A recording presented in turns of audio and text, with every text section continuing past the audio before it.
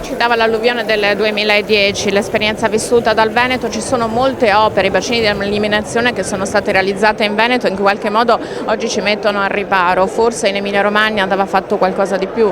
No, guardi, io non entro nel merito dell'Emilia Romagna, ma ci mancherebbe e non si deve fare perché ogni tragedia ha una dinamica a sé. E dico semplicemente che per quel che riguarda il Veneto, se oggi tornassero le condizioni del 2010, le abbiamo un po' testate diciamo nel 2019 con Vaia, abbiamo la certezza che non subiremo più quello stress diciamo, che abbiamo avuto. Ovviamente abbiamo nel frattempo realizzato un sacco di opere, ma nulla di collegamento rispetto a quello che è accaduto in Emilia Romagna, che sicuramente è una storia a sé. Quando vedo l'intera Carolina franare si capisce che lì magari una vasca di laminazione non sarebbe servita a nulla. Parlando di autonomia, c'è stata forse una manina di Fuoco Amico, però c'è un endorsement da parte di De Luca che in qualche modo ha ribadito la necessità che l'autonomia vada avanti.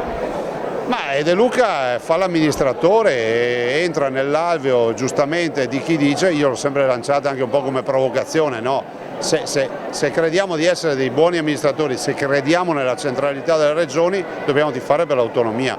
Ben venga questa posizione di De Luca che dice dateci l'autonomia e poi discutiamo. Io lo penso anch'io, l'autonomia è in linea con la Costituzione, l'autonomia, l'attuale disegno di legge è certificato e inviato con la firma del Presidente della Repubblica in Senato, è una procedura prevista dalla Costituzione, è una competenza che si può demandare, delegare alle regioni, è assolutamente in linea con la Costituzione, non è nulla di sovversivo e noi come regioni, Luca Zaia, De Luca e molti altri ancora dimostreremo che questo è possibile e si va verso una nuova era che è quella della responsabilità. Abbandoniamo il centralismo medievale e andiamo verso un rinascimento federale. Una bozza che è uscita per sbaglio o che qualcuno ha voluto far uscire? Ma guardi, è una mossa, se fosse stata programmata da qualcuno, da disperati, perché guardi, dietro a questo non c'è un nome e cognome, quindi non sappiamo con chi confrontarci.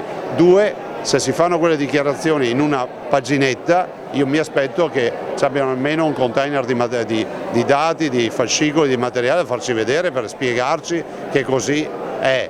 La verità è che i nostri accademici sono autorevoli a livello internazionale, dicono l'esatto contrario, tant'è vero che in quella bozza c'era scritto bozza non verificata e allora non pubblicatela.